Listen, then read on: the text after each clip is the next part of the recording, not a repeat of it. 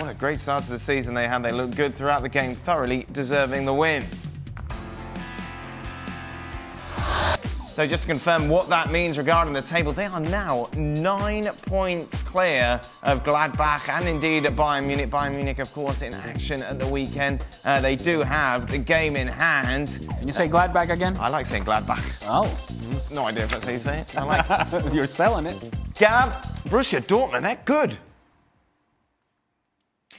Yeah, and we're seeing that once again, Lucien Favre not afraid to switch things around. I certainly wouldn't have expected Julian Weigl to be back as a central defender, no less. We saw Rafael Guerreiro up the pitch. They take the lead, they give up a goal just before halftime, which is when you're not supposed to give up a goal or an equalizer.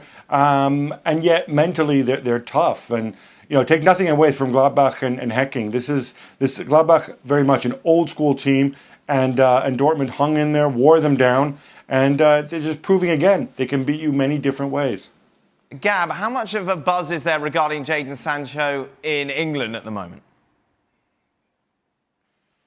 Well, it's taken a while. I think people are noticing, but people are catching these highlights, and you almost wonder if he were 18 years old and he were doing it at an English club, would we be all much more abuzz about him? But certainly knowing that he's on Gareth Southgate's team, that he's going to be there for the Nations League Final Four and whatnot, I think that gives everybody a lift.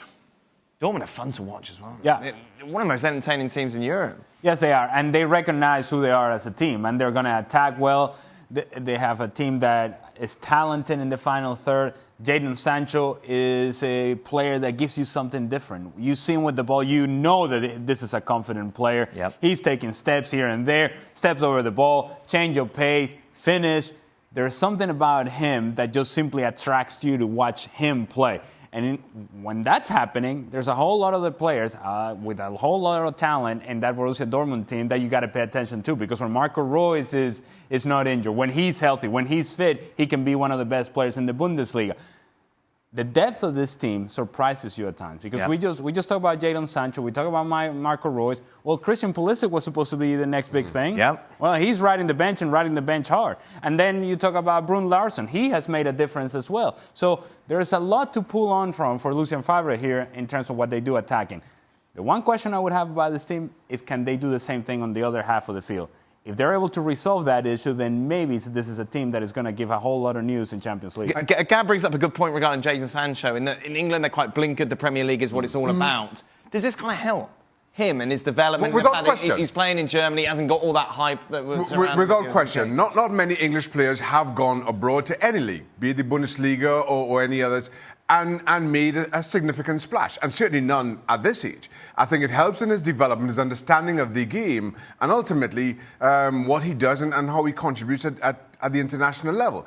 I think this is a wonderful opportunity for him to play in a team that plays with a pace and a level of excitement that not many clubs in Europe are able to play with, which is why they're so good, which is why I think it lends to his development and ultimately how good Jadon Sancho will be. Of course, so Borussia Dortmund, it's Spurs next in the Champions League when it returns in February. Gab, I don't feel we've had a conversation about this clash since the draw was made last week. Borussia Dortmund, slight favourites, but both teams odds on to advance. Are you surprised that the bookies are giving Spurs so much respect? Well, I think bookies, sometimes markets also obviously they follow the money. But I think there is a sense that, by the time these teams face each other, Spurs' position in the Premier League could be a little bit more consolidated. And the thing about Dortmund is that, they've had a bunch of close games. Even recently we've seen that. So it's not like they do have a huge lead, but it's not like they're flattening everybody. They can flatten you on their day, but equally there's other days where they go and they gut it out. I mean, they're very much a team of many faces. So yeah, over two legs, I would probably lean towards Dortmund, but I still think it's going to be very close.